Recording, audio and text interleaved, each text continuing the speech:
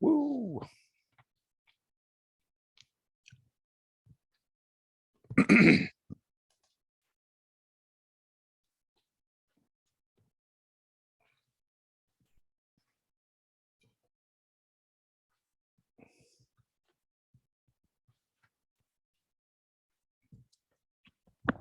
Woo!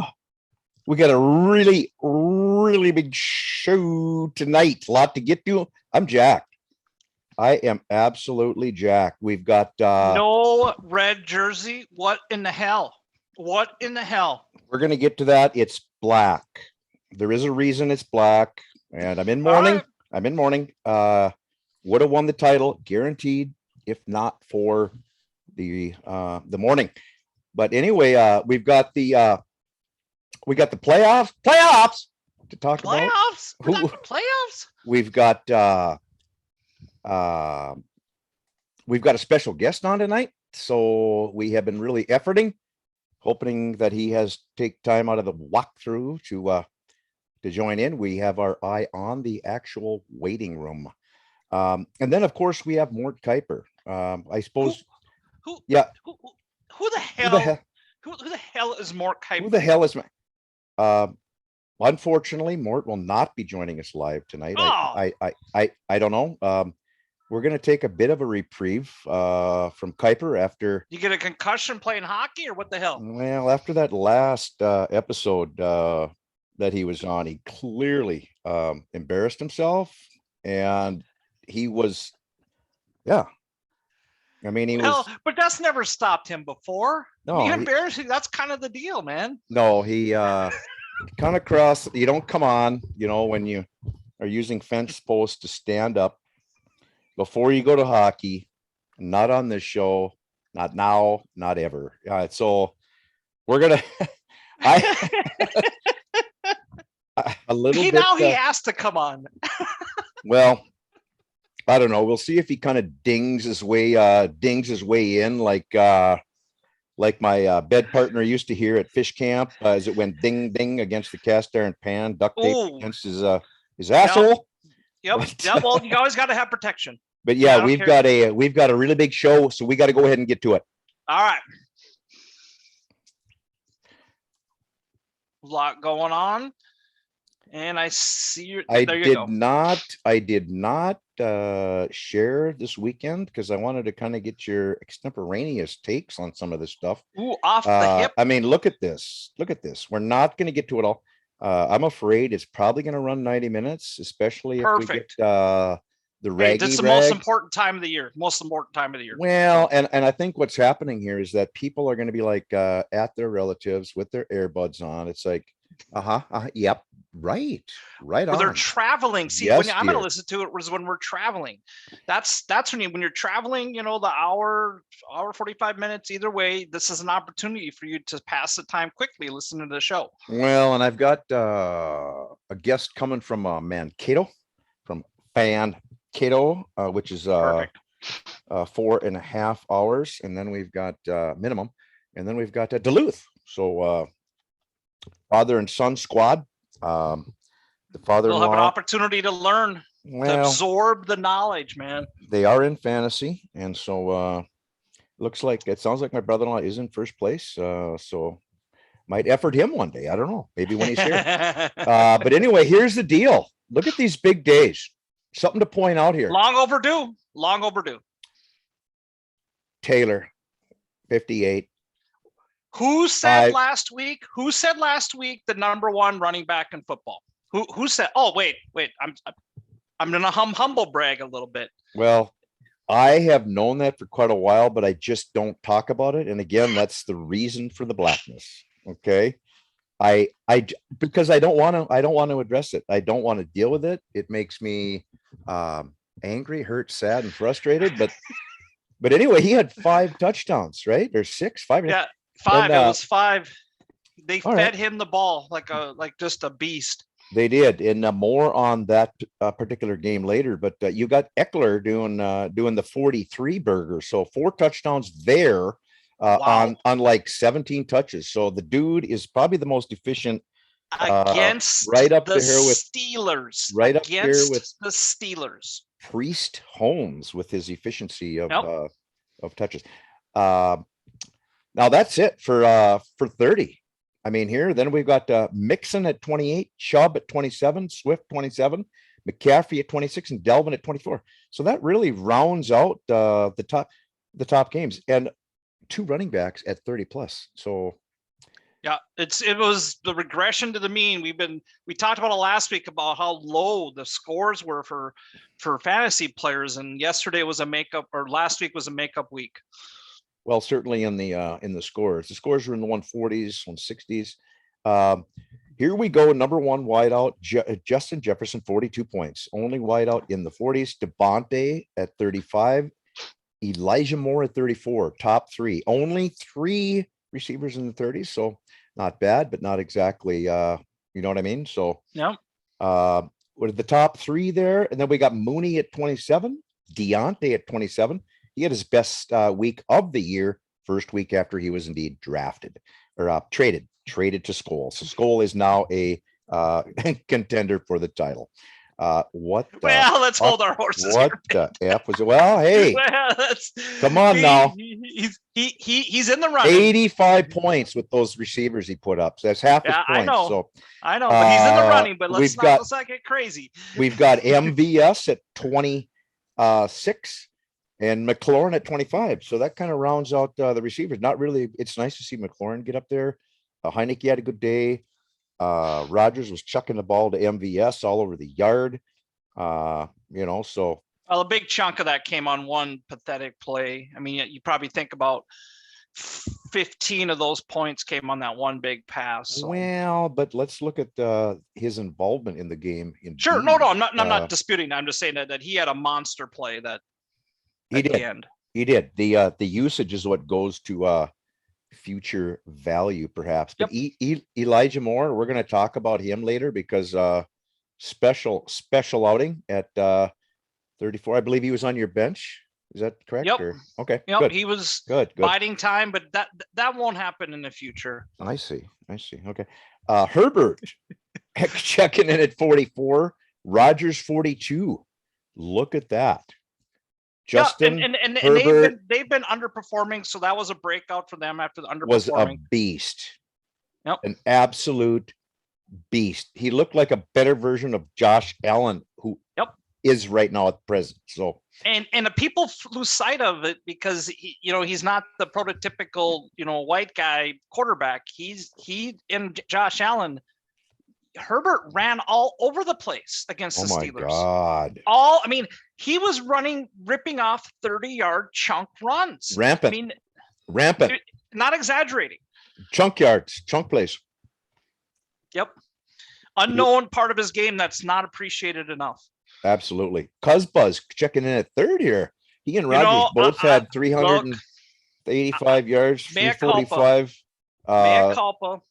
There was seven touchdown throws, I think, or 3 for the first time or 6. For the first time in what I've seen as Kirk Cousins' time with Minnesota, he did not appear tentative. The last 2 games, what separated the win and loss from Minnesota is Cousins is actually pushing the envelope and pushing the ball down the field and not playing the conservative game manager game. Now, can he keep it up? History says no, because he's a 500 quarterback, but maybe he's turned the worm and is finally getting over being conservative and actually pushing the ball down the field. I'll give him credit. Well, and to that point, we've got a clip of really how that came about with Zimmer describing how he and Kurt kind of meet there and they say, look, I know you want to kind of just push it down the field or get aggressive and, kind of just let me know when you feel we should do that. So he's kind of loosening it up and kind of letting the ball fly there. So certainly making a difference. Difference between a W and an L there. Yeah. And a little bit of, I think, shocking Viking takes on a national program later on to come here. Jalen Hurts at 33. Colt McCoy with a big game there in Arizona at 31. So with that, I think Seattle's terrible. I mean, Seattle is really, they've fallen from grace. Their defense is bad. Their offense is anemic. This is like a trend with Seattle. Even with Russell Wilson back, can they break out of it? Maybe, but they're awful right now. happened quickly as well. Cam at 29 and Trevor Siemian cracking the top 7 at 27. A lot of odd names in that. In that I like the the moderated consistency for Siemian. He's playing basically to another former Viking doing well on another team, right? Playing to win the game. Let's go to the hot takes now. What is going on in Seattle? Who the hell is Russell Wilson? Yeah, it is. And it's a trend now. I mean, this isn't an aberration where they were in Green Bay. They played terrible against the Vikings. They played terrible against Arizona. They played terrible against Green Bay. I think you got to step back to about 8 months ago when they had all the off-field issues with Russell Wilson and Russell demanding to be traded and stuff and all that. I think that all the bullshit of Pete Carroll being this wizard and stuff like that is finally coming to pass. And I think there's inherent trouble in that locker room that's being hidden away, but it bubbled up with Russell Wilson wanting to be traded and all the friction that created. Well, that organization, can they turn it around? Yeah, they have a lot of assets to turn around, but it simply is dysfunctional. It is as dysfunctional as the Bengals were a couple years ago. There's dysfunctional as Miami has been. It's right now it's just dysfunctional, and it's shown on the field. Yeah, but having said that, I think definitely the factor on offense is Russell. Maybe he can't even feel the ball with that finger. I don't know what shit's going on, but it's not him. There's something happening. I would trade him like tonight if I could before his stock goes any lower. But yeah, there's something. DK Metcalf stock is definitely down. Maybe startable in the playoff. I would start him, of course. Yeah. I mean, because he's gonna have a breakout, and then it's just can you survive until he has that? That's the hard part. But yeah, you got to keep starting unless you have like a Terry McLaurin or even Elijah Mitchell or Elijah Moore. I mean, to start, unless you have like a real superstar to start, you're not starting Marquez Valdez-Scantling over DK Metcalf. No, you're not. I'm sorry. No, you're not. I can see Andrew Thomas maybe, but not Andrew Thomas. Now, there's a name we're going to bring up tonight as well. Yeah, is that the Washington guy? No. Andrew Thomas. Don't look it up. Don't look it up. Don't look it up. Who the hell is Andrew Thomas? Who the hell? Well, he's leading an NFL team in receiving touchdowns this year. And you don't know who he is? You got me on that one. That one you got. All right, that's a deep take. So Jamal Agnew's now out for the season. So what happened there? He got a hip injury. Yeah. All of my teams that I had him on in Dynasty. No. He's IR, baby. God, that's gonna hurt Brides this year. Oh God. That hurts. Bride. Poor Bride. He was contending. He was gonna go on a run, but what that helps me, the Smash Squad, because those of you who own LaVisca stock, what happened is he was kicked inside when Agnew was out, and he's a PPR machine. So watch for. In fact, I'm starting him this week, possibly against Purple, and not a stupid play. Not a stupid play. So why don't you go ahead and peruse the list there and just kind of pick one out there that you might want to just touch on. I think Cordero Patterson demonstrated how valuable he was, because Mike Davis, he's Adrian Peterson. That's a little bit younger. He looks terrible. And so Ramondre Stevens, yeah, he looked like the real deal in preseason, but the problem is it's a Belichick team, and you're going to get splits, and he's deactivated this week, or he's getting 5. He won't be a consistent workhorse with Bill Belichick. You can play him, but he's an RB2 or 3 always. Well, not right now. He's not going to do it because but he looks like the real deal. He was an absolute tackle breaking machine. Big dude, man. Big dude. Yeah, and who knows, what's going to happen to Damian Harris in 2 years? I don't know. I mean, will he stay healthy? I mean, I don't know. I don't know what the Well, deal the is there. history is he won't, but then you're gonna get the Brandon Bolden with his he'll put up his wiener shots of Belichick. The wiener shots, yes. I mean, and he'll come in. Wiener shots, indeed. Yeah, yeah. We're gonna go ahead and we're gonna have kind of an update on another similar situation in the NFL of that wiener deal that Bolden's got, and it's I mean, it's almost been proven, but yeah. So but I think your Debo comment there is good, but I think that changes. One catch that changes this week. Elijah Mitchell's coming back as a running back. Yep, Elijah Mitchell's going to be the starting running back. Well, wait a minute now. He 8 for 79 and a touchdown, but between Sermon, which was garbage time, and Jeff Wilson, they got I think 29 carries or some shit. Yeah, but Jeff Wilson was not as explosive as Elijah Mitchell. That's why they put Debo in there. So my opinion is, if I had to read the tea leaves, Elijah Mitchell comes back. He's a starting workhorse. Debo Samuel, he'll get a couple carries, but he's going to go back to wide receiver. And Sermon, now it's good to see him get back out there, but his 10 for 32, eek, that's ugly. That is ugly. Sermon still has no value at all. Yeah, zero. Keep him on the bench. Zero. Don't drop him. No. Oh, no. I think what's really encouraging is Mac Jones play. I mean, yeah, I mean he's efficient. Yep, remarkable. Very efficient. Very efficient. I mean, he came out of college with accuracy, 70, like, I don't know, some shit. I think it's like 70% or better this year. So quick, name the top 3 wide receivers on the New England Patriots. Top Myers, Bourne. Do they have a third? Nelson Aguilar. Yeah. Right, but basically your no-name squad, right? so he's doing it. Even, yeah. Yep. But he's doing it because he's taken what the defense gives him. He's he's smart, very cerebral, very intelligent, which is a Bill Belichick quarterback. Bill Belichick type quarterback. Very cerebral quarterback. And you're right. He's right now. He is the best quarterback of all of them drafted. Of the rookies so far. Yep. Now, what do you think about? Let's go ahead and talk about Baker. Baker is imploding. Should be benched. That's getting ugly. He may need to stick to acting. He's not healthy, and he's mad at the fans, and he's mad at everybody. Yes, he he came on just like, who's that other quarterback that Cleveland drafted from in the first round from Texas? Johnny Manziel.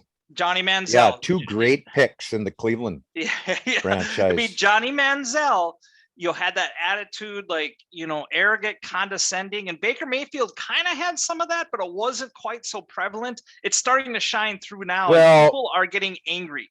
People are getting very mad because he is not that good. Well, he's frustrated, and he doesn't know how to not let people get to him.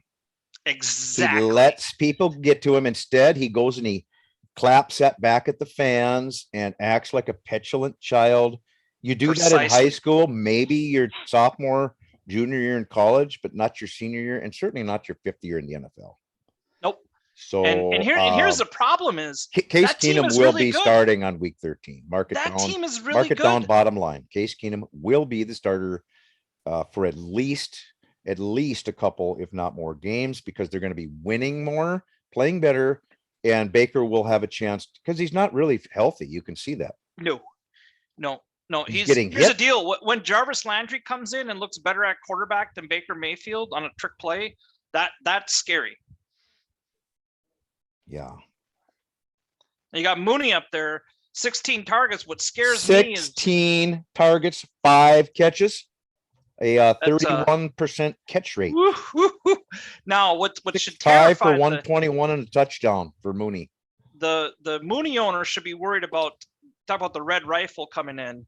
because Yeah. Fields is going to be benched. Now you have the red rifle coming in, Well, and Allen Robinson might come back, but got that the would ribs. terrify me if I were a Mooney fan or a Mooney owner, because I'm not convinced that the red rifle is the answer. Yeah, but I think he targeted him like 13 times. Yeah. Well, obviously, a lot of those targets were probably off target because Mooney's a better receiver than that. Okay. Well, Look who they played. Who'd they play? They played somebody, obviously. Wouldn't they have had to it play was somebody? Baltimore. Because you don't just go out there by yourself, do you? That's Captain Obvious is shining through but it was Okay. Baltimore. All right. All right. There we are. Crack staff. Baltimore? Yep. Oh, no wonder. Yeah. Tyrone Huntley or some shit? Yeah. I mean, it was all over the yard. The next Lamar. My God, Lamar has to worry. Oh, better get over the flu. Huntley, it was probably the ugliest game of the week. One of the ugliest. It was not good. Terrible game. I don't think it was the ugliest, but it was close. When you look at that Giant, I watched the Giants game. I don't consider that a game. That wasn't a game. I watched it. that was not a game. I've got 2 comments on that coming up later, but let's take a look here. Let's take a look here at this one. Monty was given 14 carries for 58 yards. They were never trailing by more than 6 points. Why didn't they feed him more carries? What the hell? And the again, name at the end there says it. Gase. Well, so they were trailing by 3, then 6, and they threw the ball like 42 times. Ridiculous. And Monty, was doing pretty well. 4.1 yards per tote. Well, and you saw the efficiency at the passing when you had 31% catch rate for your top receiver. I mean, come on. Yeah, it's just terrible. It's terrible coaching. Your defense, the Chicago defense dominated. They sacked Huntley 6 times, and they still lost. Well, your defense is doing well enough to win, and you're just a moron. Keep trying to throw it around the yard with people who can't do it, and then you have a running back that and where's Khalil Herbert? I mean, is he all of a sudden not effective? I mean, these coaches. Yeah, he got I think 1 carry. Yeah. So wow. So here's the deal. Really? A guy that's that explosive? I mean, you don't give him 5-6 carries? Here's a question for you. What changed I'm not in going to Philadelphia? ask any more questions. I really am not. What changed in Philadelphia? Why are they succeeding? Why did they beat New Orleans? Well, is it because they threw the ball over the place? Probably no, rhetorical, but I mean, we're not going to spend any more time on Gase because we have to spend a little bit of time on him later. So what about this deal? This deal right here? Do you see that? Yep. You see that?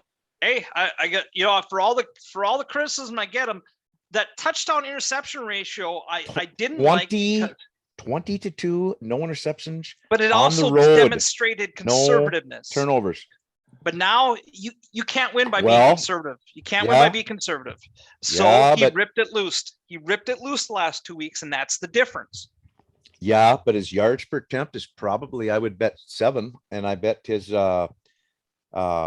over the last 2 weeks, it's been raised significantly. Well, I would say, but look, the guy throws in tight windows. He makes great throws. He doesn't turn the ball over. 20 to 1 interception ratio, which is number 1 in the NFL, and his top 10 in all categories: yards per rush or passing yards, total QBR, touchdowns, ratio, everything you want your quarterback to be. But the most important thing is he got the win in the last 2 weeks. He beat a winning team, which he was 7-23. Got the win. So that's the difference. Trend or mirage? Well, it's going to be both, and I'm not. And what I mean by that, I think the Vikings are a 500 typical team. Fence rider over there, and no, it'll be a 500 team. Watered down Kool-Aid. He'll win. And that's the trap. The Cousins trap is, oh my gosh, he's turned it around. It's all great, and then out of nowhere he'll throw up a stinker, and then it'll be like, oh, here we go again. Because fans got to remember, we're at 500 right now. We're not like 5 games above 500. Well, you guys should be probably 8-2, leading the division. Yeah, the woulda, shoulda. We could have easily had a pick against the Green Bay Packers. You got to count that. We should have maybe lost that game. But so the woulda, coulda, shoulda doesn't matter. It's did you go win the game? How many times does Tom Brady go, well, we should have did this? They're championship teams and there's teams that are 500. I think you do still play to win the game. So yep. Take a look at pick one out here that we haven't gone over. Well, elaborate on it. Let's look at Eckler. Okay, Eckler, what I put here is he's doing his best Jonathan Taylor impression. 4 touchdowns versus 5. I think he's better. Wow. In efficiency. Yeah. He doesn't have to pound the ball 25 times, 30 times. But now Taylor is the better. He's still, in my opinion, I said it last week. He's still, if you're starting a team, he's the number one back you pick. He's the number one back you pick. All right. Sickness and mourning. So yeah. So we're going to get to that. And really, it made me almost want to quit. Turn in the title, turn in the squad. Somebody would have a nice squad. I told Mort yesterday. I told Mort yesterday. 5 backs. Come on. I told Mort yesterday. I said, "That's it, man. I might be done," and not because of that, but because of something else. And he said, "You're really quitting for sure?" And I said, "Yeah." I said, "Well, he said, new owner would have a good team, I guess, nonetheless." And I said, "Yeah, everything goes away. I mean, so I don't know. You got an awesome. I mean, you got 2 of the top 5 running backs. I told him. I said, "Ilvy was right. The top 5. Ilvy was right. Ilvy was right. Ilvy, his life has increased. His marriage is better. Relationship with his kids. He's getting more done at work. The whole thing. The blood pressure.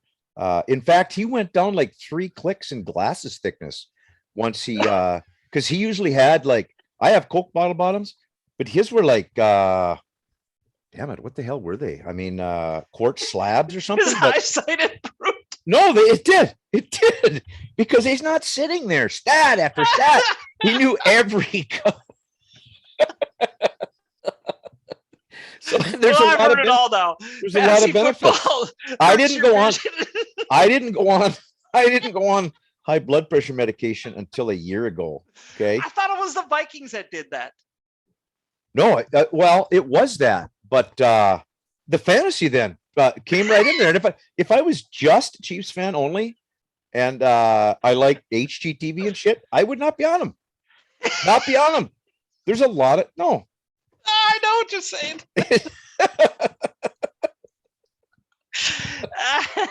But then you wouldn't have met wonderful people like us. So now, what's going on with Eckler there? He seems to be the one thing I want the crew to know here tonight is that dude is so strong and so powerful. Yes. I mean, what he does in the off season is he does squats with 600 pounds for his weight.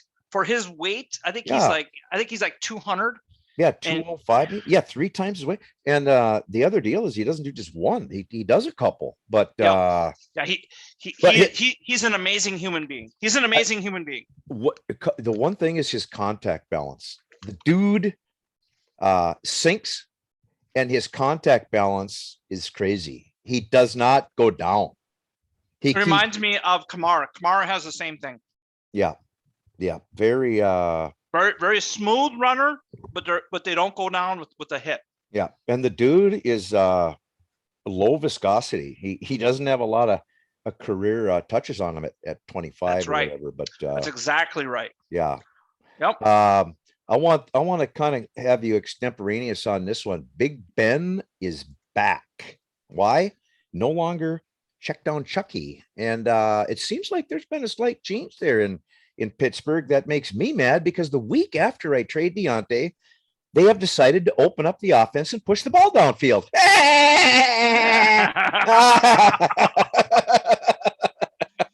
Mirage. Yeah. Mirage. I don't know. I don't buy it. They're talking trend. They're pushing it out. I don't buy it. Well, you got to believe it. You've got to believe it because the journalists out in Steel City are indeed reporting it.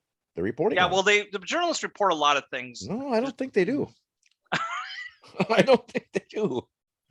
Big Ben. I mean, earlier in the podcast, they're the ones that told you Trey Sermon's a thing. So, well, that's true. But I mean, earlier in the podcast, or earlier in the history of the, it was 1.5 cheeseburgers per dropback. He's svelte. He's svelte. Do you know what he's doing now? He No. said he gets up, he does one push-up. What? And because of his metabolism and his physical makeup, that's it. That's Oh, it. come on. No. I don't know if that was reported or not, but I heard I it. hadn't seen that. All right, I may have. I mean, I'm not saying I it's don't not have true, I any just sources. Don't have any sources. Don't have any sources on that.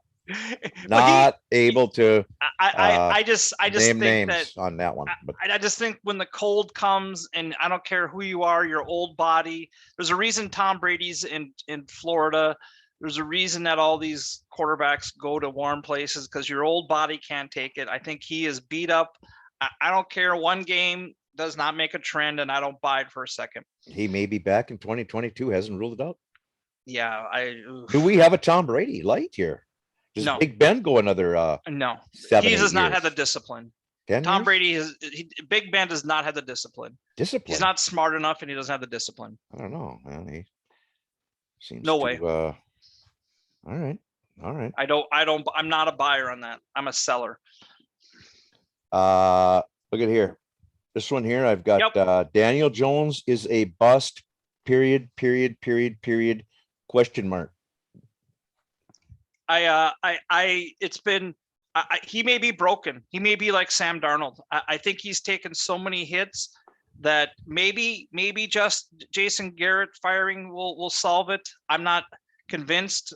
Unfortunately, he's on my bench. He looked good the first couple games, but he has been just god awful ever since. And I honestly think it's an example of a wide receiver coming in and creating more problems than he solves. I think Galladay is a terrible, poisonous influence.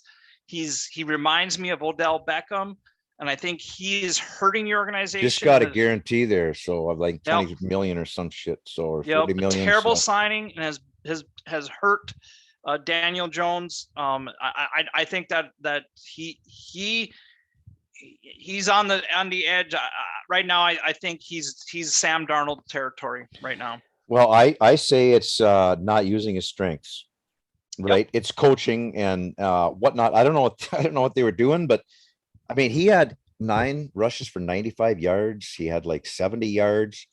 Yep. Now all he does is get sacked. Yep.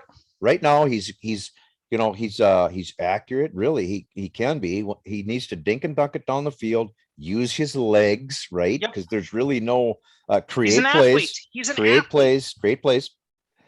I don't remember seeing him run on Monday. No, it was all. I don't think there was any rushes at all. No, it was all drop back bullshit. And then he looked like a deer in the headlights. That's it. Yeah, he looked like a rookie. But look, the offensive line, come on. And we're going to get to that too later on about Gettleman. We're not going to dwell on that now, but Jason Garrett, firing of Jason Garrett. Why the hell did Gettleman and ownership, or for Gettleman, why did they wait till after the week 11 game? They had a bye. So they wait until wait a minute.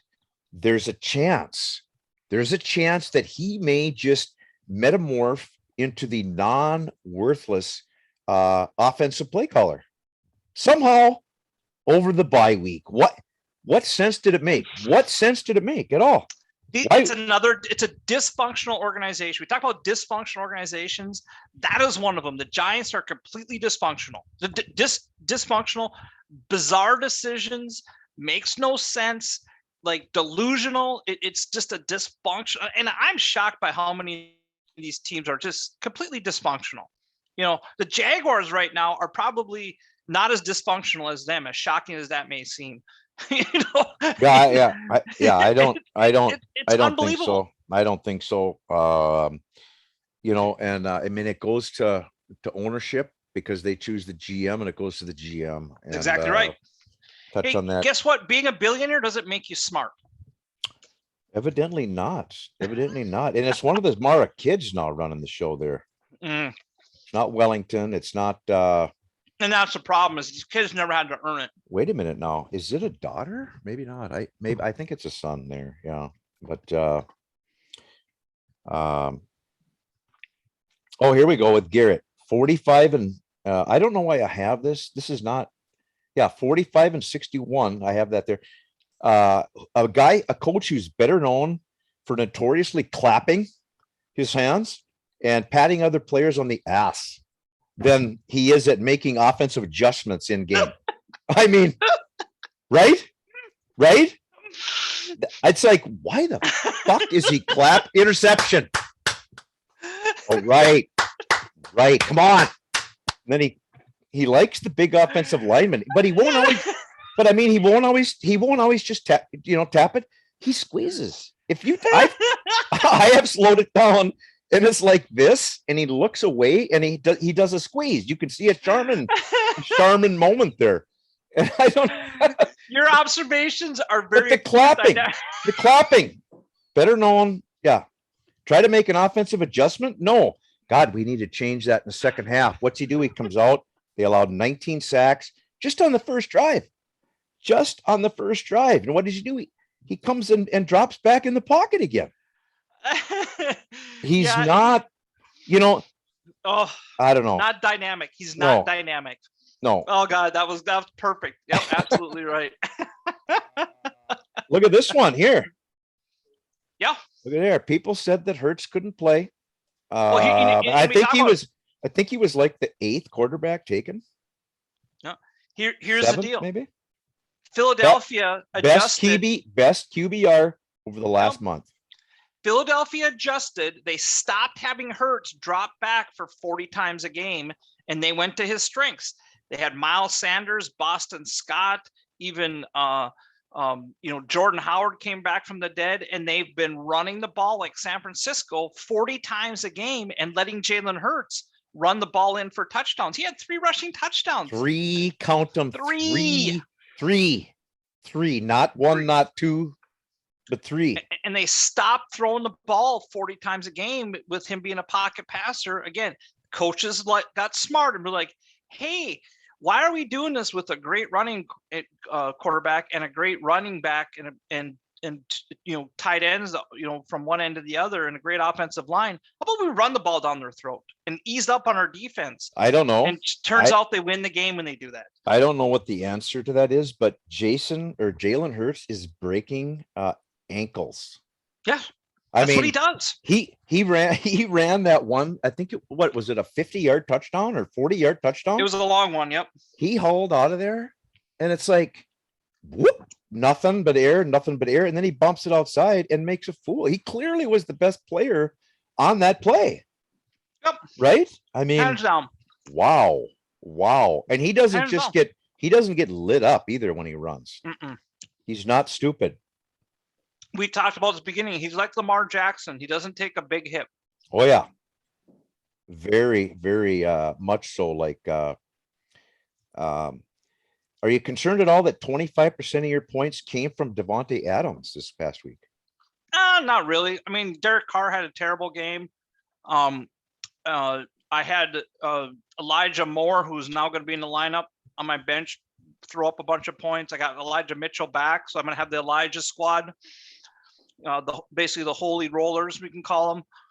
I just thought I would throw that in there just to take a poke at the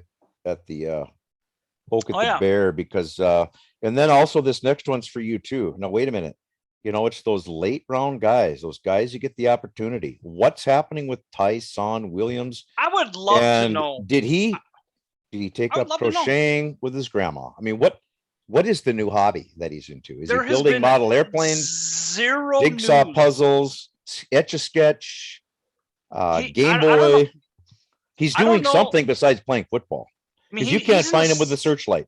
No, he's in the same doghouse as like doghouse was in. Oh, it is. Or does he question. Like? There's something. I mean, it's a great question, because if you look at the tape, you look at all the players that they had, he's been the most explosive runner when he's gotten the ball. The tape doesn't lie. I don't get it. I honestly don't get it. But, it is unfortunate, but I'm going to hold on to him for as long as I can. I would too. Maybe that'll change. Now, I think you own Elijah, right? So Elijah Moore came up big. Now there's a couple concerns with that, really. Not for his future, but Flacco really pushing the ball downfield a lot more than White or Zach Wilson. And he's like 49 years old. So what gives and do they plan on using Joe Flacco for the rest of the year? Because that is No, that is insane. no. That is insane.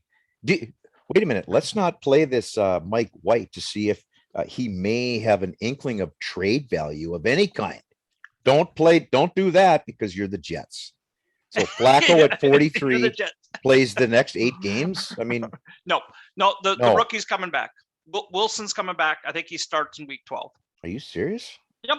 This week? 100%. Yep. Wow. I think Wilson starts. All right. Hands down. All right.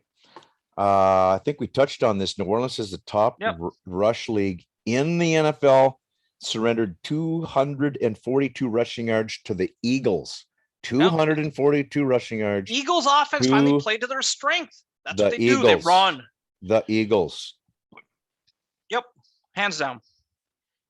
What do we got here? Kenyon Drake. Now, what's the deal there? Because he's languishing in like running back 3. He's got Josh Jacobs. Josh Jacobs is the first and second down back. By and large. But what's going on there? He's not. Why isn't he getting 8 targets a game? What's going on there in Oakland? What happened? I mean, I think their whole offense the last 2 games has been anemic. I mean, Derek Carr has put up 10 fantasy points. They are not sustaining drives, so he's not getting as many opportunities. If you see on Thursday or tomorrow night, if they start sustaining drives, the opportunities will come back. They're just not getting enough offensive plays because they're not. It's like the Vikings had huge drives, a lot of offensive plays, did well. But when you only have, a couple drives of any value, the touches aren't there. And that's the only thing missing is the touches because of the lack of sustained drives. Is Carr a fantasy playoffs QB1? He scares the hell out of me right now. He does. he is. You've got Jones. You've got Daniel Jones sitting there. Yeah, well, it's like flip your damn quarter. My deal is I think Carr can be. Can they get the offense right? Can they sustain drives? I think they can, but it's going to be hit or miss, and that's going to be the poison. But you got to look at Dak Prescott. He was god awful on Sunday. So that's been the trend. He had 5 points, I think. -5. Every offense, everyone, I don't care, Tom Brady, whatever, they've all kind of hit this doldrums for a couple weeks. And I think, they have a possibility of saying it. I mean, Tampa Bay had a couple bad weeks. Dak has had a couple. Patrick Mahomes, remember the Chiefs were done, people were talking about, right? So even Josh Allen, the last 2 weeks. Allen looks like a bum. Looks like an absolute bum. Yep. So it's whatever it is, it's the last couple of weeks, but I think they can break out of it. Absolutely. Yep. You do. All right. We've got a little bit of a conspiratorial thing here to talk about because, we just had Will the Thrill on. We touched on this specifically. We talked about how Will has this honor, this character, he says that, I'm not, I'm not going to tank, I'm going to set my lineups. I'm going to scour the waiver wire. I'm going to interview their parents and whatnot. And here he benches Clyde Edwards-Helaire when clearly he was starting. He was healthy, he's back, and I don't blame him. And he started Darrell Williams. Darrell Williams had like 4. Yeah, but I honestly, in that same situation, Clyde Edwards-Helaire coming off a pretty big injury and Darrell Williams being the man. I mean, Darrell Williams put up 30 points the week before. So I personally would have played Williams too, because that's the guy that's a goal line guy. And that's a guy that's been carrying the team. So I honestly, I would have done the same thing. I would have played Darrell Williams until you see now going forward. Okay, Clyde Edwards-Helaire is healthy. He looks good. Play him. But I don't see that as a big deal. That conspiracy theory didn't last very long. But no tinfoil hats here. No tinfoil hats at all on that one. Nope. I would do the same thing. I want to go ahead and just get this out of the way because I can't stand it being on the list. It's Nagy. Now is it getting time? Okay, Nagy, he's got one winning season, right? And he's 0-2 in the playoffs with a record of 45-61, I think. Is it time now? Because now it's coming up again. It's not just me. Now the national media are starting to get on the Nagy shit. Look, because if I was the owner, Nagy, I would say enough's enough. Enough's enough. It was pretty bad last week. I mean, oh God, very questionable. Terrible coaching. Terrible. Yeah, and I thought he was supposed to be the guru there, but he should be done. But how can he should not be a head coach? No. And he maybe not a coordinator, but like Tice, go and be a position coach. Yep. Coach Tice went from head coach to offensive line coach. Yep. Okay, because that's all he was qualified for. Yep, that's the scope of his capabilities. I mean, it's kind of like managers that get promoted beyond their capability. You know, I don't care if it's manufacturing boat docks or computer hardware. You know, some managers have they can be in charge of 3 to 5 people. You put them in charge of 20, 25 people. All of a sudden, they're not good managers. They're good at 3 to 5, not good at 20, 25. No. Put them in charge of 300 people. They're catastrophic. I think that's a lot of what we're seeing with these coaches. Hey, he's a great offensive coordinator. He'll make a great head coach. Well, not necessarily. You know, he was a great coach in college. He'll make a great coach in the NFL. Yeah, but didn't they elevate Tice from like offensive line coach, or was he actually calling he was not calling the plays. No, I don't think so. But yeah, but it doesn't matter. He was a popular guy. Calm down now. Calm down.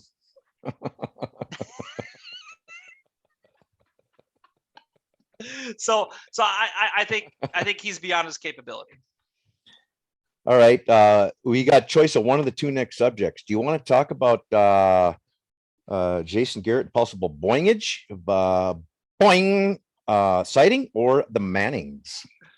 Well, let's do the Andrew Thomas.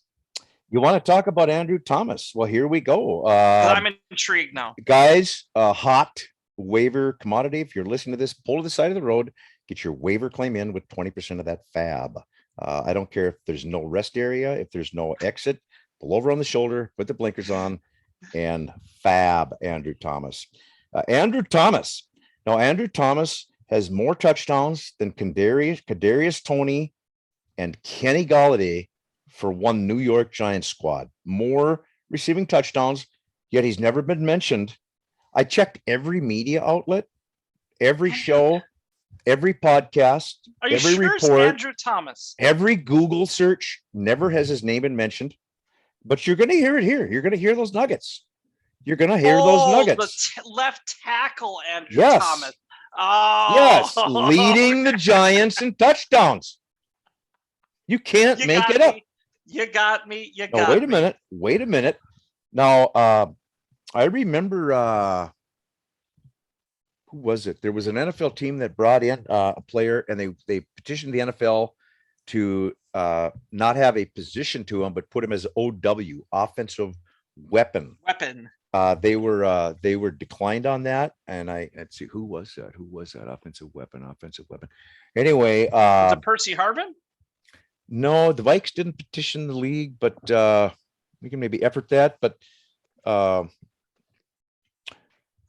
yeah, and dude, the guy went sky. I mean, he just. And another interesting factoid, they didn't want anybody to think it was a trend, right? That they might try that. So they waited 51 years to try it after the last touchdown. Denard Robinson, the Jaguars, position as offensive weapon. That's who it was. Denard Robinson is right, and they were declined. Yep. Because you had me curious. I'm like, yeah, I remember that. I couldn't remember who it was, but that's right. The league may institute that as indeed a flex position. Well, you know who fits in that category. It's one of our favorite players to talk about every week. Oh, Cordero. Of course. Right. Why wouldn't you? Right.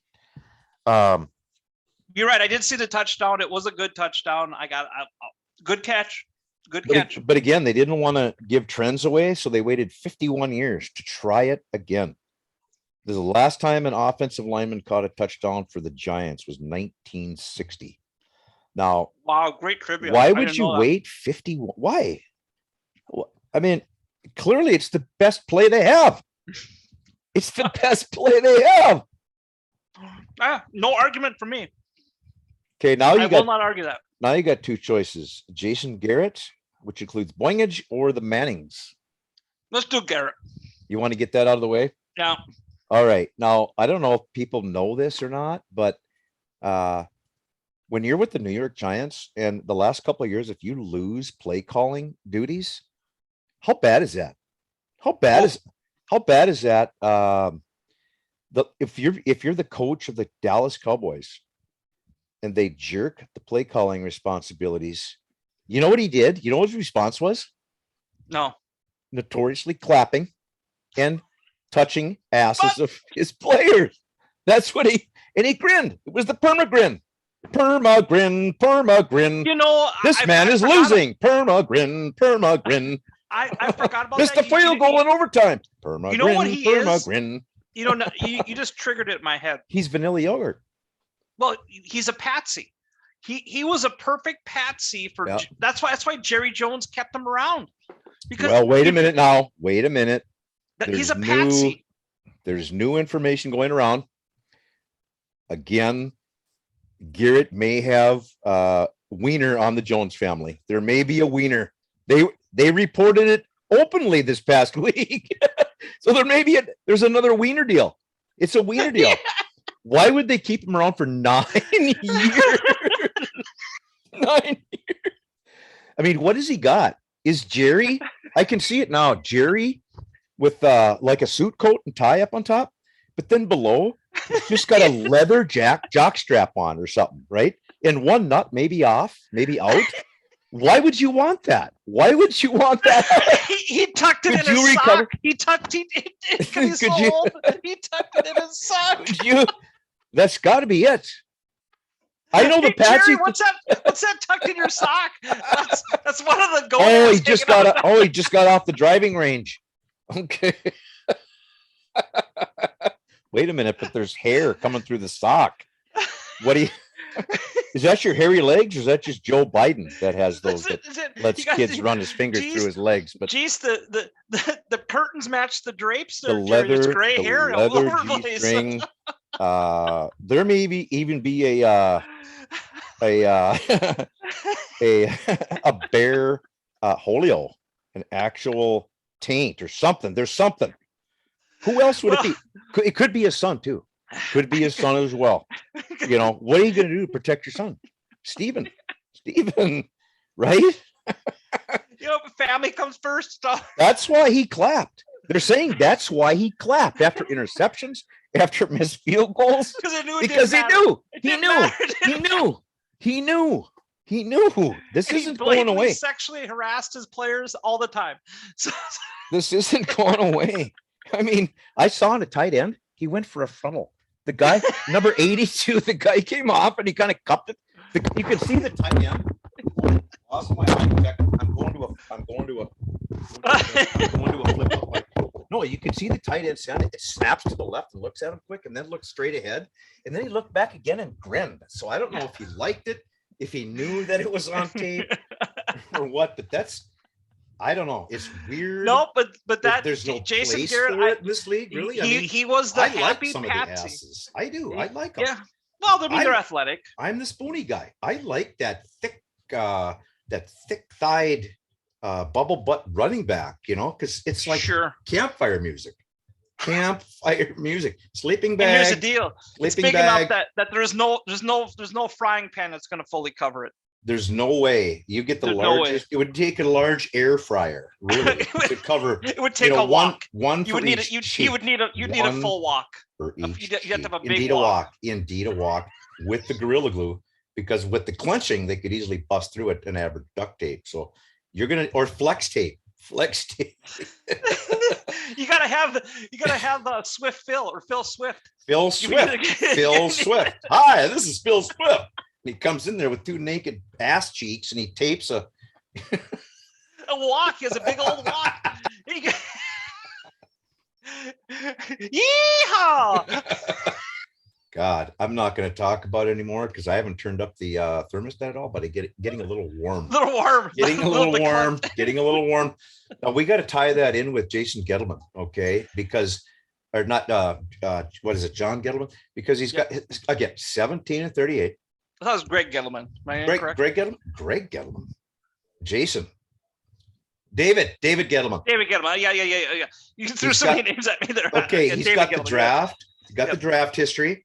Now there's those that say, granted, the draft is a lottery, but okay, let's think about it right here.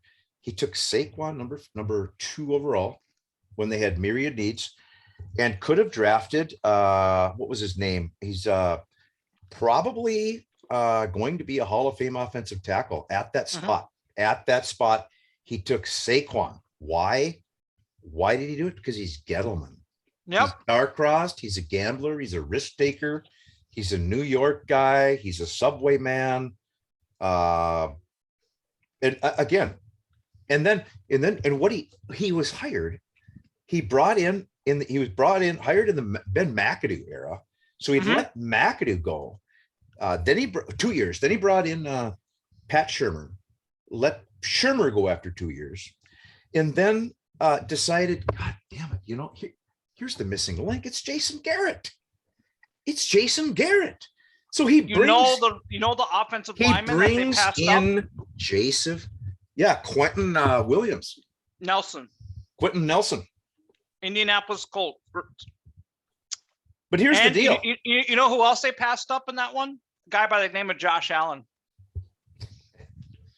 Couldn't have used him. Couldn't have used him at all. No, they couldn't. No. But then to think the missing link is Jason Garrett. Oh, awful. When if he'd even done a Google search, he'd have seen that he didn't even call plays anymore for the 5 and the 8 and 8 Cowboys. When you have that, who does that? Who does that? I mean, I don't know. If ownership, if something doesn't happen this year, we're gonna order that all Giants players be put back in the pool and re-auctioned off, because we're not gonna we're not gonna do it every week. We're not. We're either not gonna talk about them and ban them from the league. Really, what Giants are starting? Name one. Name one Giant who's starting.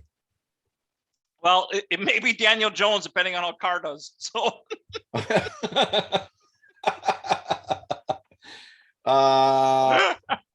now, do you want to talk about what 2 of these former well-respected NFL dudes said about Cousins and the Vikings, or do you want to go into the Taysom contract? Let's do Taysom. Taysom Hill update is unreal. I think last year he'd gotten $140 million deal or something. But what they did is they gave him a 4-year hybrid contract, maybe the first of its kind. It's worth between $40 and $95 million, depending upon what position he plays. Yep. So there's a guy you've seen those guys like on softball teams. You've got the bookkeeper, yep. the scorekeeper. Yep. Yeah, the bookkeeper, the scorekeeper, with the pad, and he's got to go ahead and diagram, the plays. That's what they're going to have to do, is bring in an Etch-a-Sketch and do quarterback, etch it in. And I'd say that's because it's 22.5 thousand per pass and it's 4.95 thousand per. Anyway, I don't know what it is, but it's 22 million guaranteed. All years avoidable. I mean, it's so weird. I don't get it. I honestly don't get it. I think I do. I think it's this year, right here. Yeah. Sean Payton's love for a player. I mean, the dude's 31 years old, and he's passionate. $95 million. I don't. What's going on? How many games has he won? None. He's never. He started like a couple Has he games. I don't know made the difference before on one of his runs? I absolutely not. We're No gonna- way. Then we No are going way. to go, well, again, Peyton Sky, we're going to go ahead and do some behind the scenes research on that organization as well. Is there a regarding, run that is there a run that Taysom Hill's done that Alvin Kamara or Mark Ingram or your boy Tony Jones couldn't have made? Is anyone going to tell me that any of those runs those running backs couldn't have made? I don't buy it for a second. Because of the sheer value of what he's getting paid. The podcast is going to go ahead and look into said relationship between Taysom and, we have to. I mean, well, there may be a scandal. There may be a scandal. Well, I'm not going to say Oscar Mayer, but I'm not even going to mention it. Because have you seen the pipes and the strong hands on Taysom? I'm just saying. He's a big dude. He's a big dude. Strong hands. Sean Payton's alone in life. Come over to the apartment from noon to 1, noon to noon 10. That's all I need. I don't know. Working overtime deal. I don't know. Different got strong hands and long fingers. What I wanted to say, I don't know. Should I get to the sick? Should I get to why I've been sick and why I've been mourning and avoiding the go ahead, Jonathan Taylor talk? I think we're into it deep enough. I would say like week 2, Jonathan Taylor was looking like people were saying, is he a bust? Right. Mm-hmm. And I was aboard the Jonathan Taylor ship. I was all aboard. And I looked and I said, wait a minute. Should I offer CC Fall Guy Delvin Cook for Jonathan Taylor straight up? Because I know he'll take him, for one thing.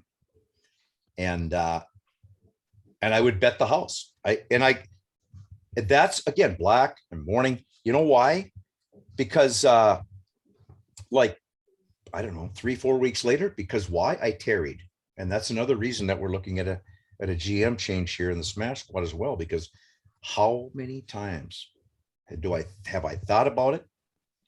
Have I thought about things? Not made the so he floats the trade for Zeke. So that was Elliott, Laces out though. Yeah. That was Laces out though, right? Yeah. CC Fall Guy had Jonathan Taylor. No, I thought Laces out did. Yeah, he does now, but he traded Zeke straight up for him. Oh, that's right. You're right. Yep. You're right. Let's see Zeke Elliott, Delvin Cook. Who would seriously? Yep. What's the deal? Yep. I was gonna do it. I didn't. But now take a look at the Smash Squad right now and add Jonathan Taylor. That's pretty tough. Huh? Pretty tough. Yeah. So pretty tough. I don't know. I'm just going to live with this every time they're on national TV. But Fall Guy would have Fall Guy's a homer. I appreciate that backstory because I was wondering. Well, there's some. Yeah, that's really all I need to say about it. But let's take a look at this deal. Take the born identity advice that I've been giving to the bridesmaid squad. I should have started him. My charger, my fucking charger. No, it goes to management. We had him on the bench. He actually Jason Garrett. And look what happened there. Seriously. Now, because Are you going to see him tomorrow? Are you seeing him tomorrow? Look, probably. Well, tomorrow probably, but Friday for sure. You got to rub that in then. Well, he'll probably. He's a busy guy. He kind of takes in it. He marathons the podcast to get caught up. But should the bride's coach go? Is it time for the coach to go there? Oh, I mean, he's been pretty successful. You're gonna give him a down year now and then. And here's the deal: if his wide receivers come back in any way, shape, or form next year, he's immediately back in the hunt. I mean, is Calvin Ridley gone for good? I don't buy that. I think he may come back. Is DeAndre Hopkins done? I don't think so. Can Michael Thomas make a comeback next year if he doesn't be a freaking lunatic? Okay, but He's been in the hunt many years, and having his wide receivers all of a sudden all of them at once lose their mind. I'm going to give him the benefit of the doubt. Well, he's had success. He's had about a 45% year open on possible receivers. Looking at I think he's upgrades flummoxed here. So I think he's flummoxed. Yeah, he doesn't have a number one this year. So we'll kind of see how that goes. But I'm not in fear whatsoever of the toxic energy that flows out of there like lava. And it's just, I'm telling you, you feel like you want to punch the sheetrock in your own house after listening to the guy. I mean, I said, dude, that's black, man. I mean, that's negative energy. That shit is it's not, no, it is really, really toxic. So what are your players going to fucking say, Yeah. I mean, the culture is there. You got to change the culture. Big time. Change the culture. Big time here. Now I want to talk about Nick Chubb quick because they showed a clip, and Nick Chubb had probably a 15-yard run probably, and he absolutely crushed a linebacker.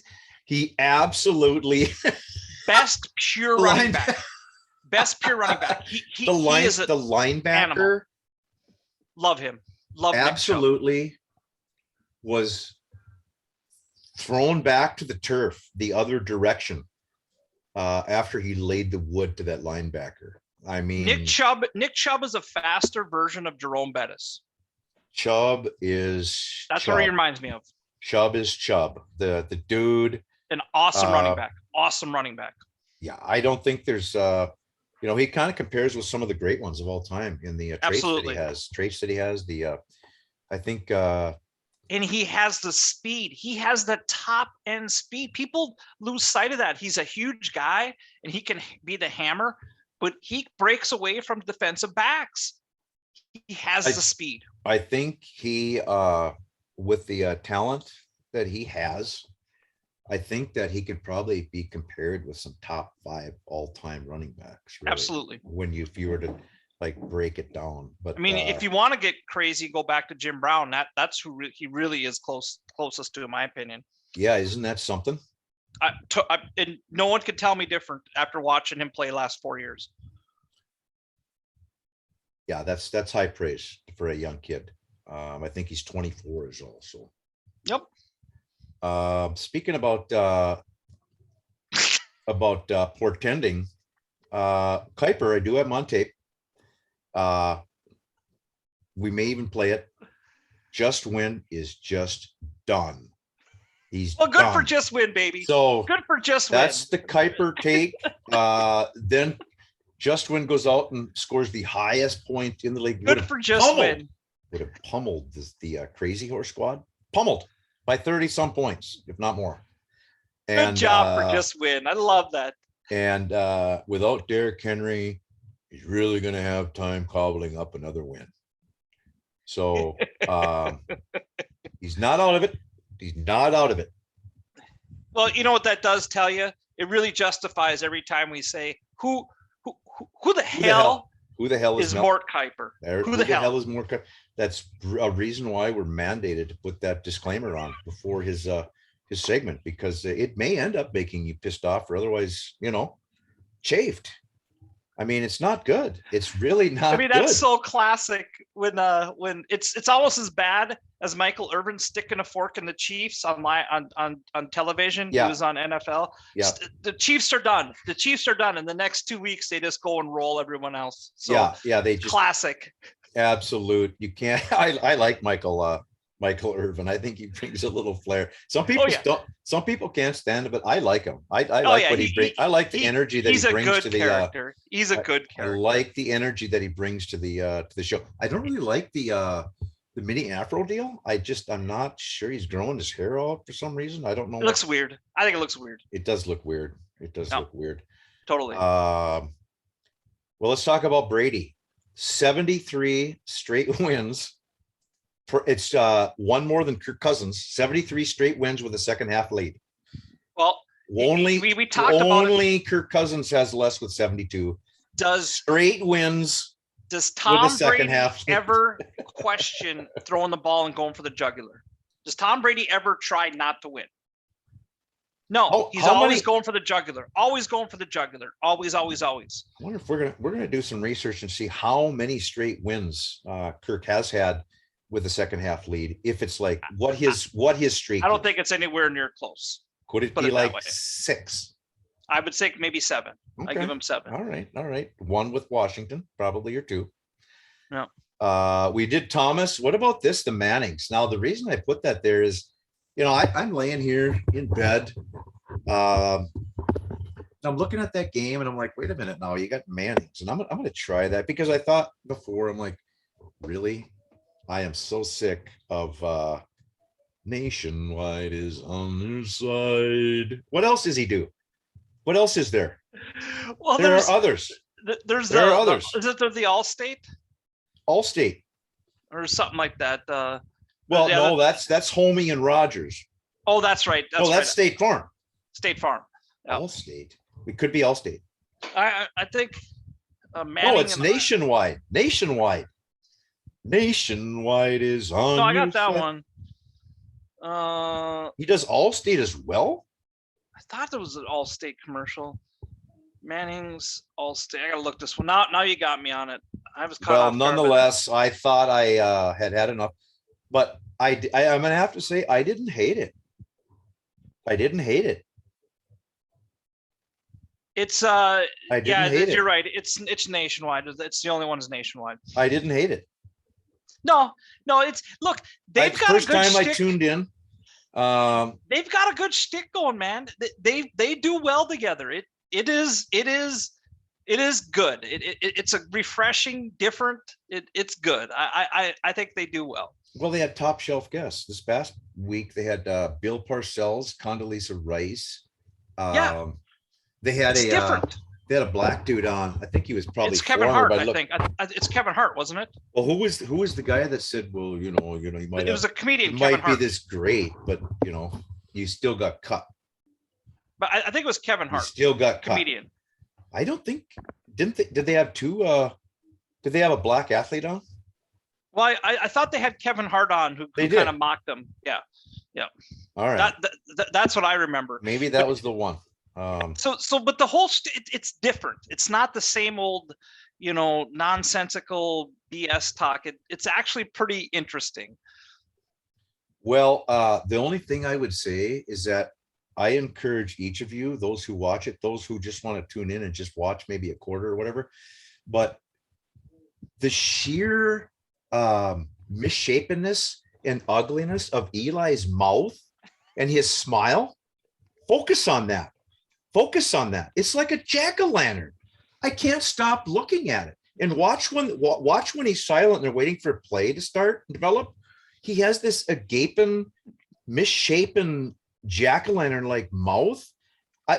There's something wrong. Look, what I focus on? Look at the smile.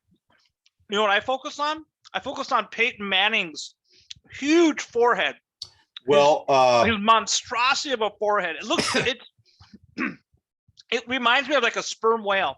Like a big old I mean, it's just huge, it just sticks out. Well, he actually brought attention to that himself this past Monday night because Eli was giving him crap about, I saw during the break there. It's like it seemed like Peyton's blue jeans that Peyton said Eli had given him, the ink was wearing off. His hands were turning blue.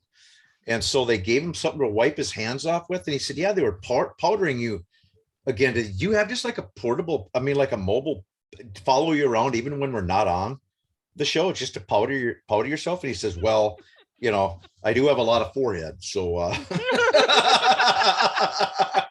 I do have the long forehead. So he it was classic. His helmet, he couldn't get a helmet that fit him because he always had that big red mark on his sperm whale forehead. I know. But so do you know what I noticed about Eli with his helmet?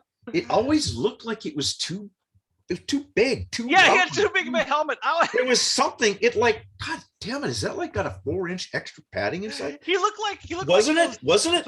He looked like those grade school kids that had like high school helmets.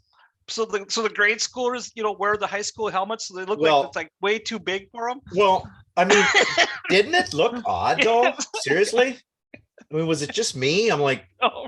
God damn it. I couldn't even watch the game. I didn't even know what the plays were. I could just focus on his stupid ass look on his mouth, and his helmet size. But, when you talk about helmets, now I was the poor kid. This is probably going to age me, and probably, I don't know, a lot of you guys that played football in the late 70s, maybe 1980.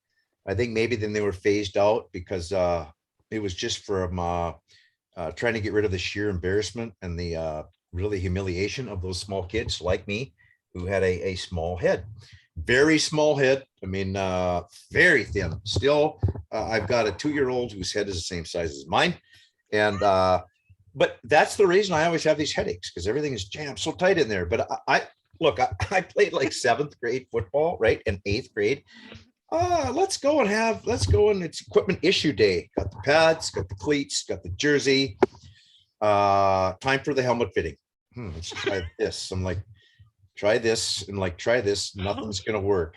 Well, there actually is a section. There is a section for us challenged in the head width area. And it's those pumpkin helmets. They called them pumpkin helmets. Do you remember? I had to wear a goddamn 4-story, 2-inch wide pumpkin helmet with the things on the side. Dear God, I know exactly what you're talking about. Dude, it was not good. My confidence was not great at that time. Yeah. I mean, you're already gonna get mocked, but that just guarantees it. I know, and I did. I heard the word pumpkin helmet, nice helmet, or I heard something at least once, right? At least one time. So again, I was the kind of kid you want to draft in your fantasy squad because I had a chip. That's why you love those guys. Part of my scapula was missing. No, you love the Khalil Herberts. You love the Jamar Jeffersons. That makes total sense now. I was like Crazy Legs Hirsch. I mean, once I got free in the secondary, it's like, fuck you guys. Pumpkin head? Okay. And I was freaking gone, man. So, and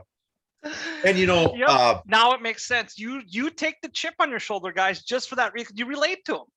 Well, totally. And I did. I wasn't sure. The coach wanted me to play quarterback my senior year, but there was another guy who was like Phil Simms, good. Yep. And I'm like, God damn it, I really didn't want to play. My hands were small, Anyway, here's the deal. I was really not. I was not going to go trot it out there in a 45-0 fourth quarter. The Spuds are ahead, and be the mop-up guy with a pumpkin head. And there was no guarantee. No, really? Oh, look at the challenge boy. They're going to give the challenge boy a try. It's like the water boy. You're like the water boy story.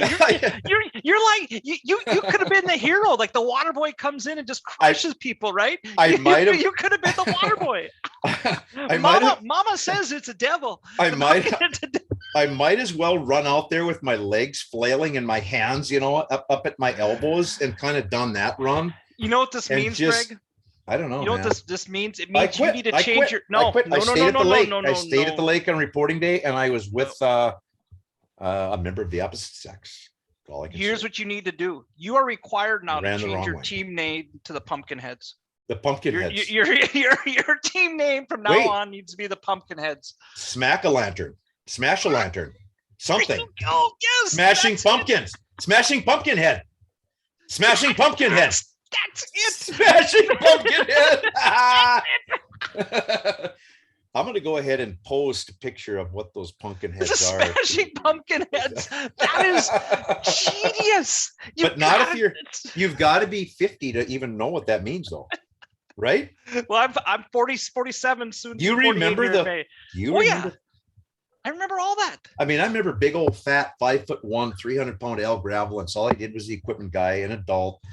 And he came in on weekends. He had to pull out shit from mothballs, stuff from the 60s, and then they would tape my mothballs. Yeah, and then they put extra wide ear pads on the inside because when I was hit hard, it still went sideways, and I was earhole guy, pumpkin head earhole guy. So Only thing better is if you're on a short bus. yeah, I don't know. Like, there's probably a lot of you, many of you out there, perhaps some of you, even one maybe, hopefully, that can share in this deal, because it's kind of a mini PTSD before there was, before there was. I mean, really, you took your helmet off as soon as the play was over. It's like you did. You went back to the huddle and you put it on right before you break the huddle. You put it on quick.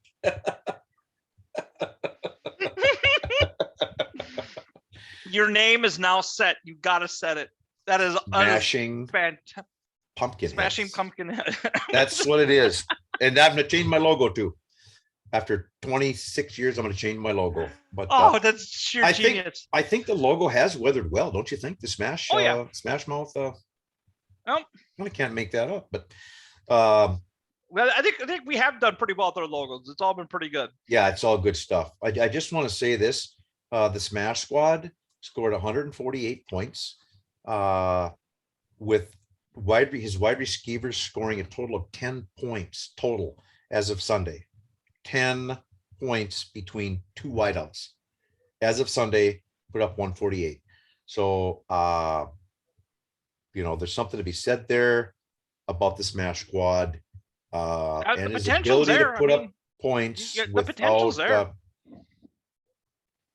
You had the potential. All right. You can see we're going to go into this later, but we're going to go ahead.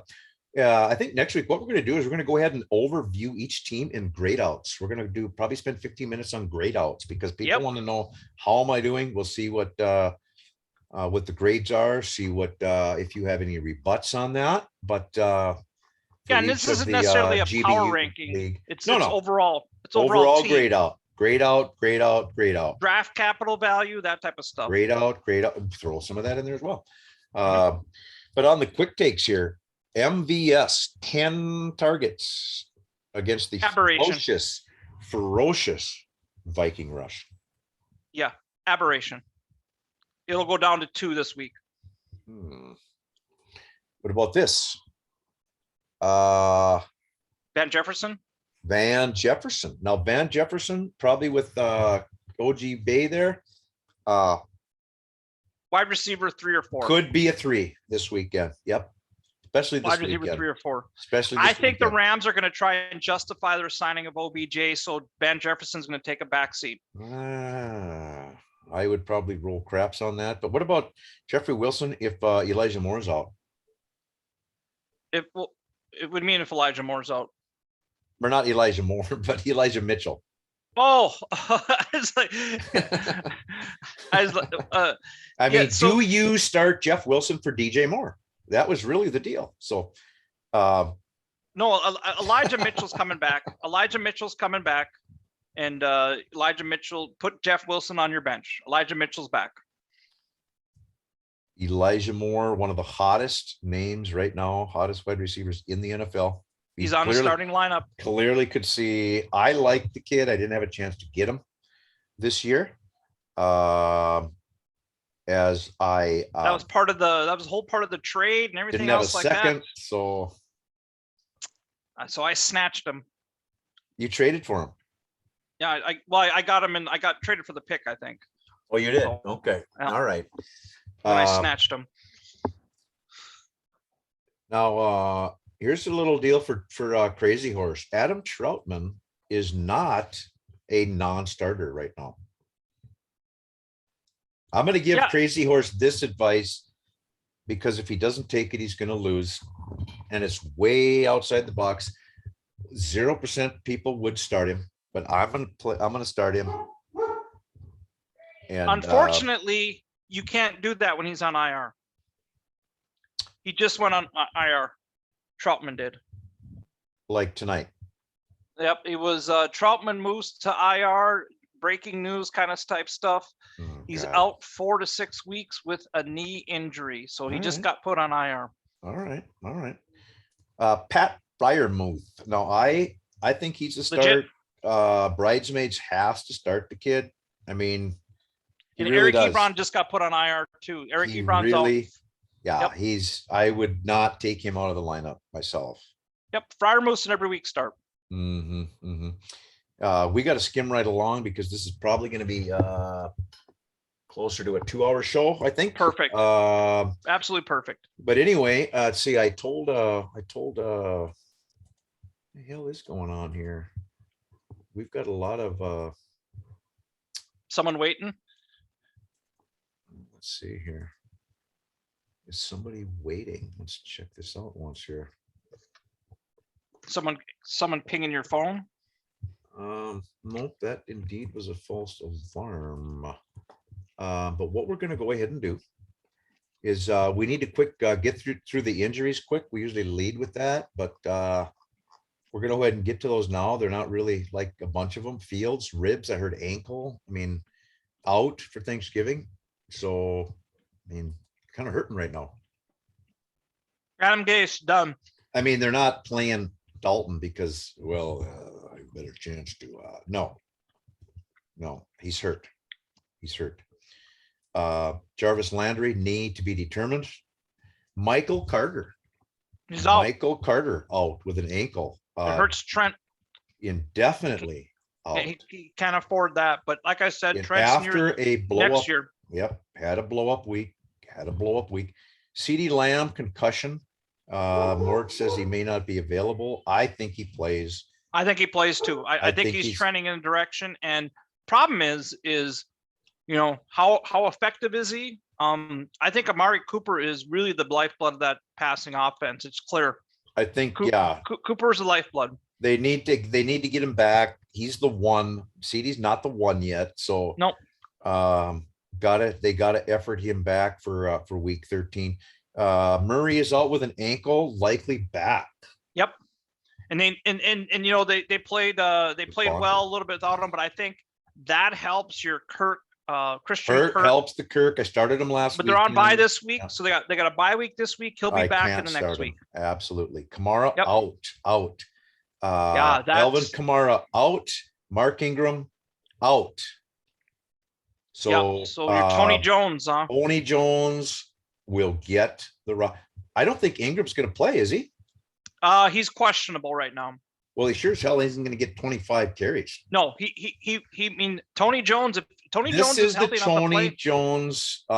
He very well might get it. The light is going to come on. The curtains are going to come back, and one Pierre Thomas clone is going to have to say something for himself.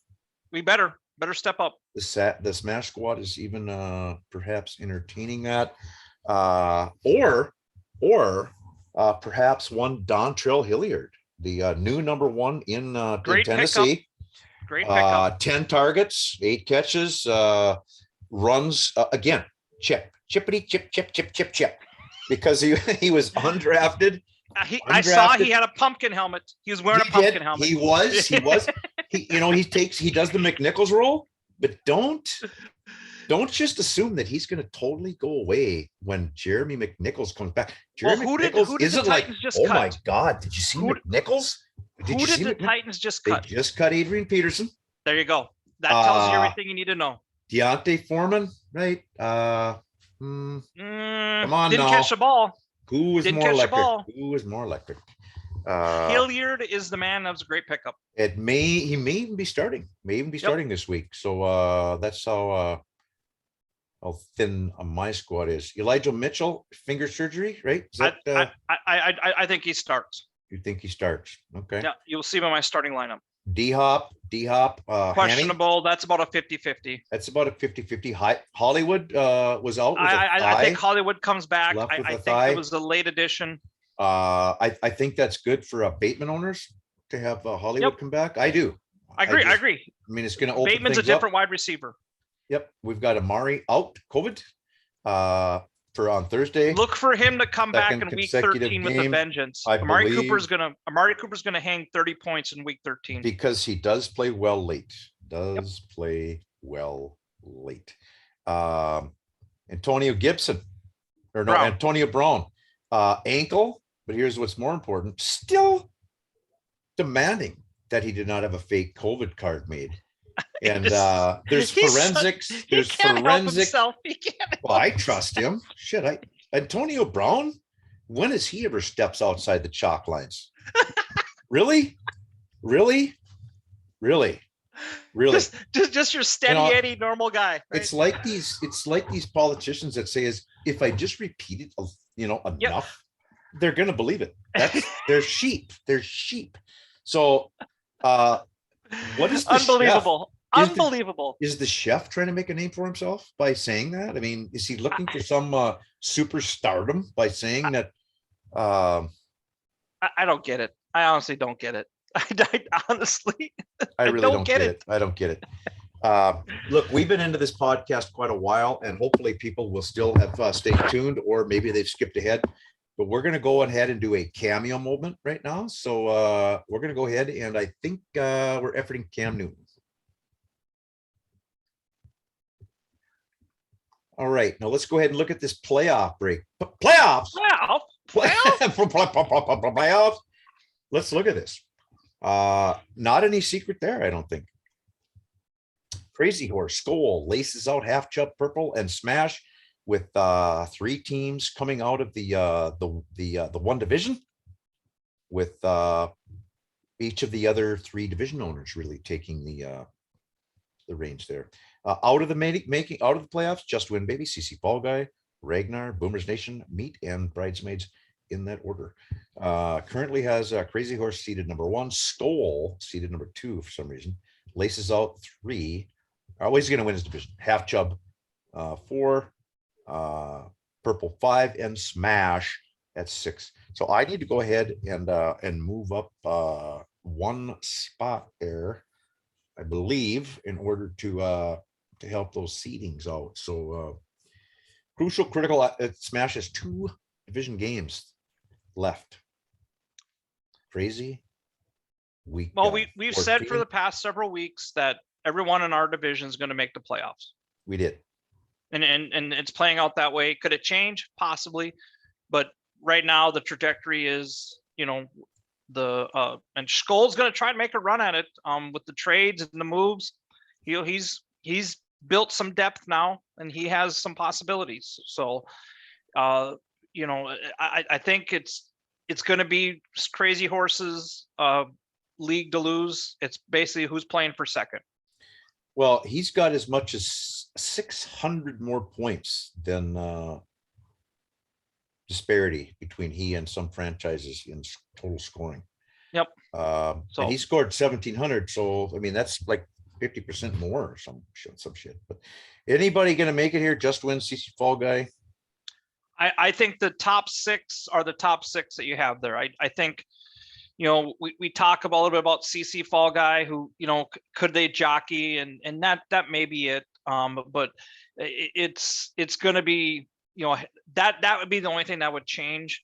But likelihood is who you have in the top 6. I've kind of agreed with that the last couple of weeks. All right. Well, we're going to wait 2 weeks. We're going to relook at it and see if anything's changed. What about the week 11 recaps? Were there games this past weekend? And again, the previews, we have to squeeze that in. I mean, I don't know if there's time, but we got to squeeze it in. So let me weekly results. So I'll squeeze it in. I'll hit it hard here. So I think people like it. I don't know if they do or not, but Purple People squeezed out a win. He sweated it out with the Chargers defense getting -2 for CC Fall Guy. CC Fall Guy came so close with Herbert's 43. Purple People left a lot of points on the bench. He's got to improve that. Only had 77% efficiency, but it was enough, even though CC Fall Guy had 87% efficiency. A mere 4 points separated those 2 teams, with Purple taking the win. Wow. Just Win Baby had 93% efficiency, and with the players he had down, he's going to need it. He had 171 points, and despite the bizarre rantings from one Mort Kuiper, he came out and slaughtered the opponent Meat Curtains. Now, Meat Curtains put a lot of points up on his bench. He was only at 57% efficiency, and he still put up 91 points. So Meat Curtains has got to do a little evaluation. If he changes out Darrell Williams, Alex Collins, a few others, but there's some soul searching to do there with Meat Curtains. Laces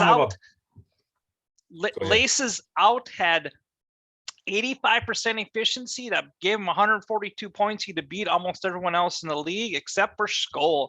Skol, with his newfound bounties of Josh Jacobs, Deontay Johnson, Terry McLaurin, put up 93% efficiency with 149 points. So a mere 7 points. Skol's locking up that playoff spot with his newfound bounty. So good for him. Boomer Nation, 78% efficiency, which is good. Unfortunately, that only gave him 118 points, which is too bad because Bridesmaids of Honor, still scratching out a win with Mark Ingram, Myles Gaskin, and DeAndre Swift leading his cause with Kirk Cousins at the very top, putting up 33 points. 96% efficiency by Bridesmaid of Honor. So we mocked him a little bit, but owner's doing pretty well for putting up points. Ragnar, his collapse continues. Michael Carter out. Khalif Raymond hurt. There's just and Dak Prescott putting up 5 points in one of the most abysmal performances of his career. He had 61% efficiency, but it didn't matter if he had 100% efficiency. The only points he would have put up was 100. So Smash Mouth outpaced him by 106 points. That's how much he beat him by. So Smash Mouth is 96% efficiency, pretty damn good. Crazy Horse at 88% proficiency, put up 142, and Half Chubb at 72% efficiency. Didn't matter. He only put up 96 points. And even if he had 100% efficiency, he'd had 131 points. Crazy Horse continues to roll the league and is the team to beat heading into the playoffs. And that's it for weekly matchup summary. That's it for weekly matchups. Who we got coming up even quicker in week 12? Well, week 12, we have Any Smash important Mouth. matchups? The game, and look, I'm not calling it myself. It's the game of the week because it's me and you. And I am going, because of the buys, because of some of the other injuries, I'm going to eke out a victory over you. Derek Carr is going to get back to 20 points. I need 20 points from him. Meat Curtains is going to continue to fall. Bridesmaids of Honor is going to get another win, but it'll be a close match. I think Meat Curtains will put up a little better points, but it won't matter. Laces Out bounces back. Laces Out is angry with his loss. He's going to make sure his lineup is set properly and with full efficiency, and he's going to beat Boomer Nation. CC Fall Guy, this is where he kind of slips out of the playoff picture. This is the week where Skol takes him out of the playoff picture and Skol will lock in his place as the division champion for the Norsemen and kind of rolls over CC Fall Guy. Half Chubb has basically a bye week against Ragnar's Revenge without Michael Carter, and the other pieces, Ragnar's Revenge is in real trouble. So Half Chubb will get another set win here for securing his division. And Crazy Horse, well, Just Win Baby would love nothing more than to crush Crazy Horse, but Crazy Horse has too many weapons. It's not going to happen. The upset of the week is still going to be Just Win winning over Crazy Horse, but it ain't going to happen. I would love to call that upset, but it ain't going to happen. Who over Crazy Horse? If Just Win Baby would be the upset of the week. Wait a minute. But unfortunately, it ain't going to happen. All right. It isn't going to happen. All right. Really, I'm surprised that we didn't have a surprise visitor here by one, angry frying pan, Did you check did you check your messages? I did check the messages. It turns out that there was some issue about sending a link or something. Oh. And again, I effort the owners, but then I again forget the links, or I send alternate meetings and they sit there for 45 and I don't check the message and they indeed leave. So there may have been a technical or more really a mental issue really going on among the staff, and we're going to get to the goddamn bottom of it. That's bullshit. That's bullshit. People come in here and they put aside their time, they wait, there's no fucking link. It's like, what the hell? So I don't know, man. You got to call the Mannings. The Mannings got to have the answer. I don't know. We're going to have to do something because we don't have any rankings yet. We've got the rankings. The rankings are in place, but we do not have the iteration of each team. So We're looking at probably, an hour and 58. So, when we get all told, so do we have time for the top 10? Do people care? Yeah, let's do it. I care. Let's do it. I care. You know, that's all that matters. We care. I care because Brady's number one, of course, but look who's number two, Jalen Hurts. Number two in fantasy. Can you share your screen? Number two in fantasy. Yep. And no one really Jalen Hurts, there were believers and doubters and so he's a rushing quarterback that does well. We have to temper it a little bit because Homey and Allen, maybe even Herbert have had buys. Yep. And Lamar's missed a couple games or been out. So he's he'll come back. 4, 5, puts him about number 6. Hurts. Yep. So then we got Brady, Hurts, Homey, Allen, and Herbert, top 5. Herbert has now cracked the top 5.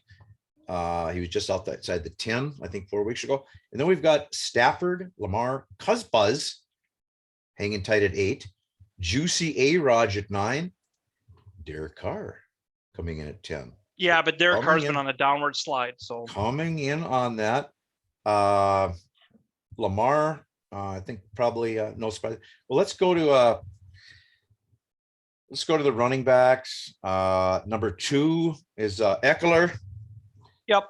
3 is Henry. Yep. Henry is still 3. We got Najee and Swift round out the top 5. No shock there. DeAndre Swift has now cracked the top 5. Yep. We got Mixon, Zeke, and Connor making up the next 3. And Connor has been a machine on the touchdowns. People have underestimated him. Yeah. Yep. Machine, just a machine on touchdowns. Yeah. And then we got Aaron Jones and Kamara rounding out the top 10. And Jones is going to drop down even a little bit more because he's injured. So his injury is going to drop him.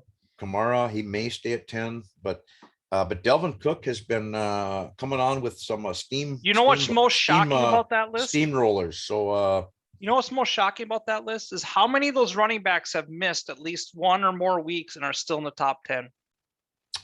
Yeah. I mean, shocking. Volume and opportunity. That's right. The new concept I'm studying here. Wide receivers, Cup, Hill, Debo, number 3 after like 11 weeks. What's up with that? Again, the jackknife, Percy Harvin. That's what he is. Jackknife.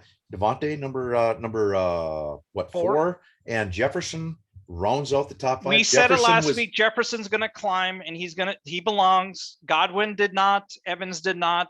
And Allen did not. Jefferson was out of the top 10.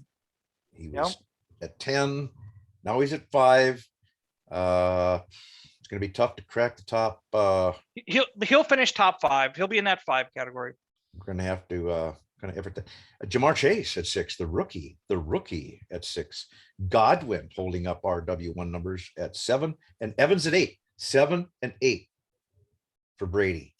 Keenan Allen at 9, and Diggsy making a not really a roaring freaking entrance into the top 10, but Diggs will finish about 8. I think Allen won't finish in the top 10.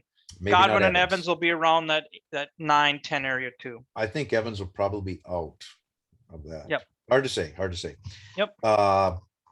That essentially brings us to the it's been an hour and 42 minutes without an actual breath on the program. I mean, nonstop, amazing. Actually, we covered it all. Yeah, I don't know how it's been an hour and 45 minutes already.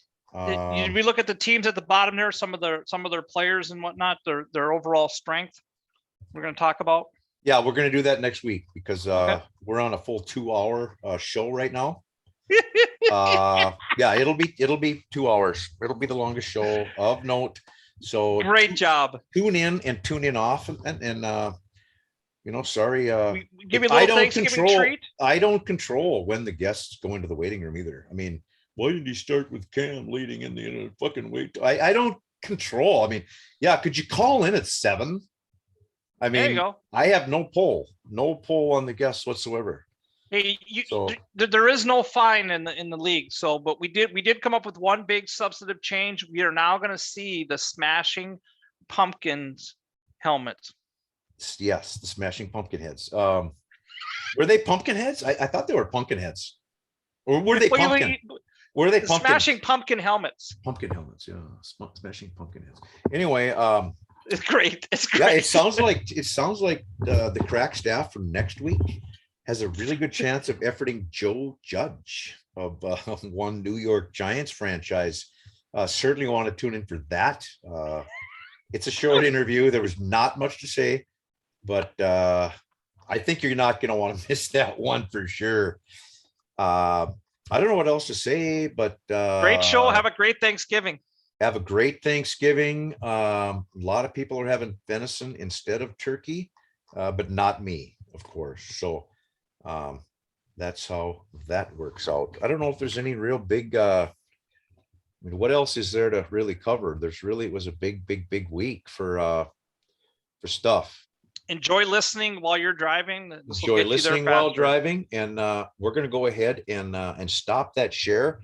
But go ahead and tune in next week. We're going to have the interview. We're going to have a lot more stuff to go over. I'm almost guaranteeing we're going to have at least one owner. It looks like maybe he'll clamor in about 10:30. I'll hear a boing my time as he enters. It's like, really, dude, come on. I have no ranking. There's no rankings. There's no ranking segment. So unless he gets on and tapes these in the next 1 hour and 15 minutes, I'll have to read his crib notes. I've got some crib notes here that he wrote here, handwritten. He'll give you some BS excuse. Hey, I was laying in a ditch drunk or something, at least something like that. Well, wait a minute now. I'm looking at the past text that I have, and it says here, let's see. He asked, he said, what time do we start? You know, and I said, well, what's the we shit? But if you could keep it to 30 seconds, you know, we can do the ranking. And he said, what time? And I texted him back, 9 your time. Don't worry about the link yet. And so I sent the link at 8:30. And so probably not going to effort the Kuiper machine. But I'm going to go ahead and leave it open in case something should happen. And enjoy your Thanksgiving, folks. Out of here. Cheers.